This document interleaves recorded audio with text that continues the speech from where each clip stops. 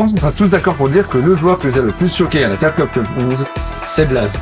À seulement 15 ans, le Chilien sort d'un groupe en 5-0, un groupe très relevé, et nous sort une magnifique loser run pour les rematchs Kakeru qui va finalement gagner le tournoi. Ce qui est intéressant, c'est de voir qu'à seulement 15 ans, il a déjà des fondamentaux absolument exceptionnels, et c'est aussi presque un guide pour comment bien jouer Ryu dans Street Fighter 6, et c'est pour ça que nous allons analyser son match de demi-finale loser qu'il a joué contre Angry Bird. Angry Bird va donc jouer dans ce match Gookie alors que Blaze va rester sur son Ryu traditionnel. Gookie ou Akuma en Europe, qui est le Glass Cannon du jeu, et Ryu, un Shoto normal, absolument classique. On connaît depuis le 1 de Street Fighter. Et il y a deux coups qui définissent Ryu, et notamment dans Street Fighter 6 pour le jeu de Blaze. On va l'avoir déjà. C'est le Hashogeki ici, et le High Blade Kick qu'on voit juste là. Alors, le Hashogeki, c'est un move qui est très fort, parce que déjà il est très rapide, mais surtout, il est extrêmement safe. Blaze, il a pas peur d'abuser de ce coup, qui peut même le mettre en combo, notamment ici, et se faire burn-out. Mais on a le High Blade Kick, qui, avec sa grosse portée, et le fait que le coup soit assez safe, permet déjà soit de pousser l'adversaire dans le coin, ce qui est très fort dans Street Fighter 6, puisque ça permet de mettre les situations de shop ou pas shop, et des situations qu'on n'a pas forcément envie d'être lorsqu'on est en Street Fighter 6. Et puis surtout, c'est un coup dont on peut mettre des combos dedans, et ça, c'est très fort. Là, vous voyez, il utilise encore très très bien ses pokes et ce High Blade Kick qui peut se faire punir, mais pour le faire punir justement, Angry Bird va être obligé d'utiliser ses ressources. Et on sait dans Street Fighter 6, la barre de drive, c'est la ressource la plus importante du jeu, c'est presque aussi important que la barre de vie. Non, puisque lorsqu'on est en burn-out, on prend du chip damage et on peut aller se faire stun dans le coin. On sera quand même attrapé. Côté Blaze, voilà, encore une fois on voit le Hashogeki qui a des combos qui sont très très bons, mais ça va pas suffire pour passer dans ce premier match. Et on continue. Côté Angry Bird a bien joué, a trouvé la shop. La shop est complètement wifi. Côté Blaze qui s'attendait probablement à une shop, mais là, vous voyez, Hashogeki, et on sort avec le High Blade Kick. On a déjà mis Angry Bird en burn-out. Et là, on peut continuer. L'avantage de Hashogeki, c'est que ça ne pousse pas Angry Bird trop loin. Ça veut dire qu'il peut continuer le block string et aller mettre le Akuma dans le coin. Et là, la belle shop, on va juste bait. Et c'est la game 1 pour notre ami Blaze. Allez, on rentre dans la game 2. Une game 2 où Angry Bird va être un peu plus agressif et va bien utiliser les drive rush. On va emmener Blaze dans le coin. Et ça, c'est une deuxième chose qui étonne beaucoup à propos de Blaze, c'est que Blaze, malgré son jeune âge, il est vraiment pas suspect à la pression. Il joue son plan de jeu, il ne panique absolument pas lorsqu'il est dans le coin. Là, il va juste se prendre une chop, des PIX. C'est pas les problèmes, il joue toujours son plan de jeu. Il panique pas. Là, le High Blade Kick était le light, donc largement punissable. C'est un -11 sur la garde. Le sweep, il n'est pas passé malheureusement. Angry Bird qui va nous sortir un super round. Là, bonne entière. Et ça, c'est un autre avantage du High Blade Kick, c'est que Blaze va se retrouver à mettre Angry Bird dans le coin.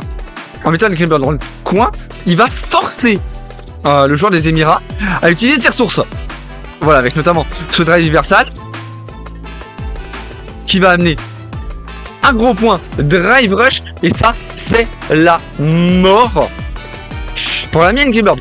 Donc tout ça, toute la situation, ça vient du High Blade Kick qui va le mettre dans le coin d'assez loin, du centre du stage. Ça peut emmener dans le coin.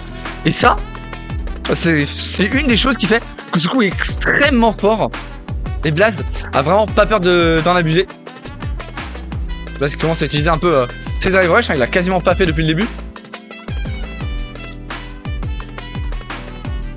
Avec le bon d'épée. Et là encore une fois, le High Blade Kick, il ne passe pas. excellent bait. On va mettre la level 3. Alors là, Angry Bird, il va pas mourir. Et malheureusement, Blaze est en burn-out. Ça, c'est une situation qui est un peu compliquée.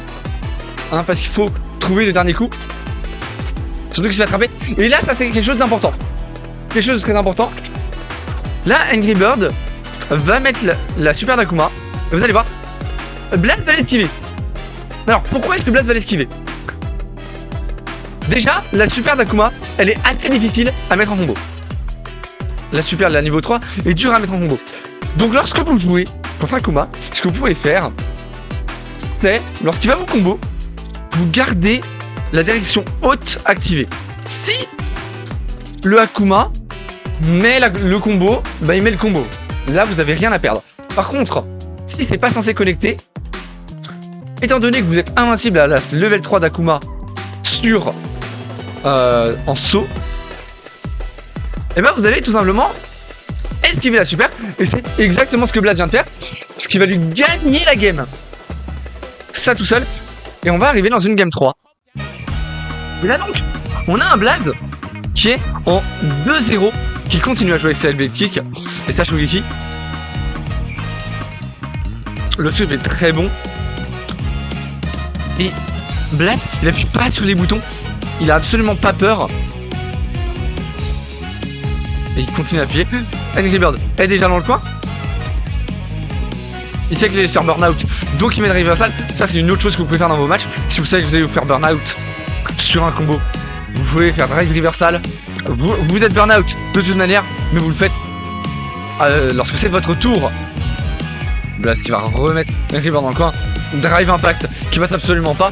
Et Blaze qui va se retrouver du coup avec un round encore à gagner pour mettre 3-0 à Angry Bird qui est très fort. Et le Shogeki, encore une fois, qui est très très safe, qui peut utiliser un block string. Et ça force Angry Bird à reculer. Il est déjà dans le coin, alors que c'est vraiment la situation à éviter. Là encore, le jeu avec le Drive Impact de chimie est exceptionnel, hein. On va se faire rattraper par le combo du Akuma. Belle awareness, hein. Tout de même, ça c'est le genre de petites choses que Blaze il a appris. Et Blaze c'est un joueur du online, hein, à la base. Et voir ça arriver, c'est quand même très bien. Voilà, la super, on met juste du chip. Et là c'est un peu n'importe quoi, hein, ce qui se passe. On voit que c'est Angry Bird, hein. Le mec, hein, Angry Bird il a gagné l'Evo, hein. Angry Bird c'est un vétéran du jeu. Et on voit que c'est lui qui commence à paniquer, à faire des options, alors que Blaze il est extrêmement concentré. Et ça c'est la chose qui fait que Blaze est très très fort. Et à mon avis, s'il reste sur cette lancée et qu'il montre le même niveau qu'il a montré avec la Grand Cup sur les prochains events, il y a moyen que Blaze soit le meilleur Ryu du monde et qu'on le revoie dans le top 8 de beaucoup de tournois. Blaze, c'est donc le joueur à suivre pour cette année 2025 et j'ai hâte d'en revoir. Si vous avez apprécié cette analyse, n'hésitez pas à liker et à vous abonner. Votre soutien m'aide moi en tant que caster à aller casser des vrais events. Et sur ce, je vous dis peace.